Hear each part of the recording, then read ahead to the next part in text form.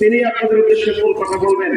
আমরা শুধু আপনাদেরকে একটি গোষ্ঠী যে কোনো কিছুর মূল্যে বাংলাদেশের প্রতিচ্ছবি তারা আগামীর সুশৃঙ্খলার সাথে আমাদের শেষে থেকে গেলে আপনাদের প্রত্যেকের প্রতি পাকিস্তানি মনোনীত এবং 11 দলের ঐক্যের সম্মানিত সরকারি ফুলবাড়িবাসী, আমরা আল্লাহ তাআলার কাছে শুকরিয়া আদায় করছি, কৃতজ্ঞতা জানাচ্ছি। আল্লাহ সুবহানাহু ওয়া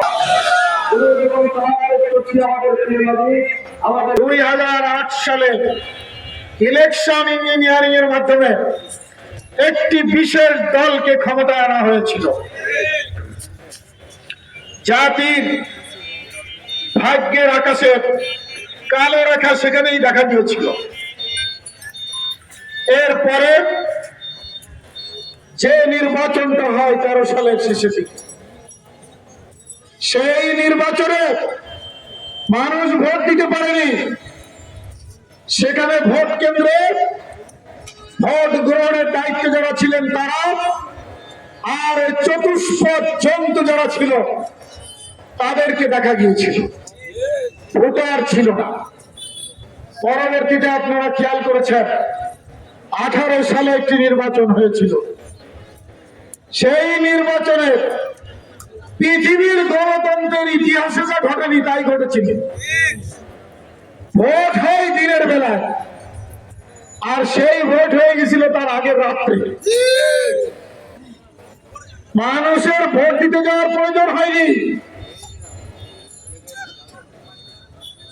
বৃদ্ধ এক চাচা ভোট দিতে গেছেন,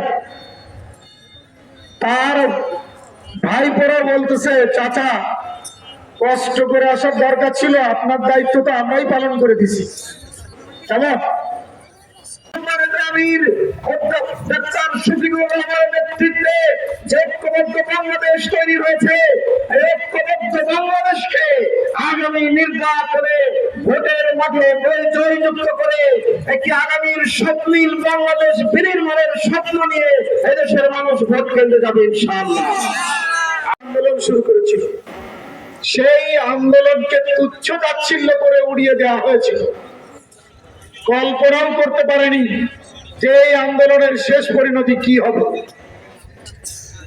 ছাত্র জনতার ন্যায্য দাবির পাশে থেকে এদেশের আপামর জনতা তাদের পাশে যেয়ে দাঁড়িয়েছে। আপনারা খেয়াল করেছেন, ছোট্ট কোলের শিশু যে মার দুধ পান করে তাকে নিয়েও কিন্তু সেই মা এই আন্দোলনে শরীক হয়েছে। পালাক্রমে পিতা এবং মাতার মধ্যে ভাগ করে নিছে যে আমি আন্দোলনে যাব, তুমি সন্তানকে দেখবা, আমি যখন ফিরে আসবো তখন তুমি যাবা।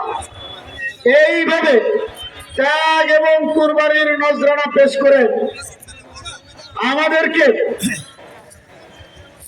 এই জুলাইয়ের গণ অভ্যুত্থান ঘটাতে হয়েছে।